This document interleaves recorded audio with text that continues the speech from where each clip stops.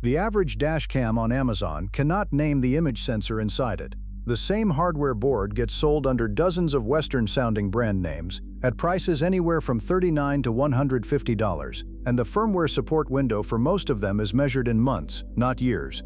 5 brands refuse to run that game, naming their sensors and building real histories instead.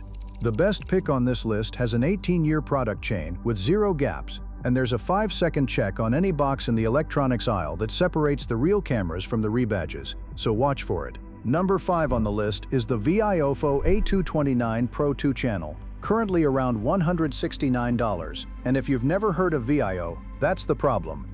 Vio has been building dashcams since 2011, 15 years of an unbroken model chain with no rebrands and no ownership changes, and Wirecutter named the A229 Pro their best overall pick.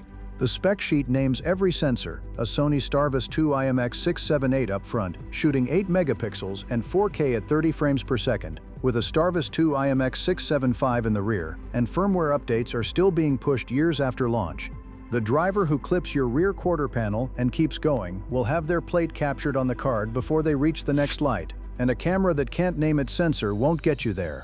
The brands that name their sensors are the brands that have nothing to hide. Number 4 brings a third camera into your cabin. Number 4 is the Vantrue N4 Pro 3-channel, currently around $179.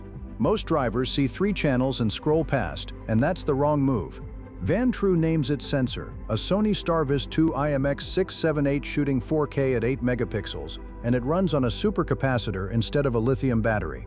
A lithium camera on a summer dashboard degrades silently over months, but the N4 Pro's supercapacitor handles -14 to 158 degrees Fahrenheit. Someone rear-ends you at a light and tells the officer you were in reverse, and without interior footage showing your foot on the brake, it's your word against theirs, which is exactly why Uber and Lyft drivers run 3-channel cameras by default. The N4 Pro has 3. The brands that name their sensors are the brands that have nothing to hide. Number 3 is a name your GPS already knows. Before the next 3 picks, here are 3 things to know. First, battery versus supercapacitor. A lithium battery camera in summer heat loses capacity slowly until parking mode stops working exactly when you need it, while a supercapacitor handles extremes without degrading. Second, loop recording versus parking mode. One captures footage while you drive, and the other watches your parked car. Third, named sensor versus unnamed. No model number means the chip is hidden, while an actual designation means it isn't.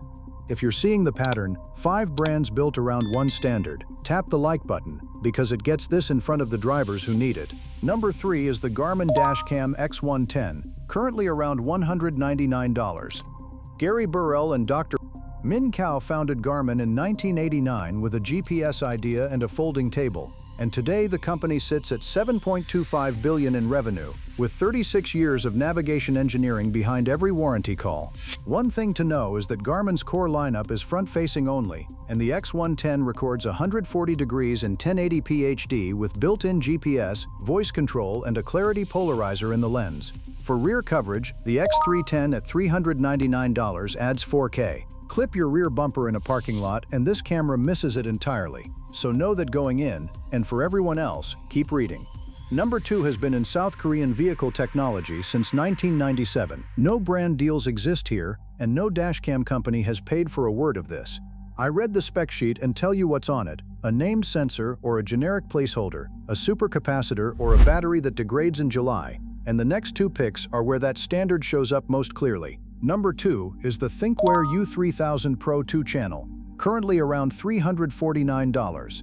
Thinkware started in South Korea in 1997, not as a dashcam startup but as a vehicle intelligence company that's been solving the same problem for 28 years, with no private equity exits and no ownership gaps. The U3000 Pro names its sensor, a confirmed Sony Starvis 2, and its radar parking mode uses an ultrasonic sensor that detects vehicle-sized objects and conserves power, instead of a camera that wakes on every passing dog.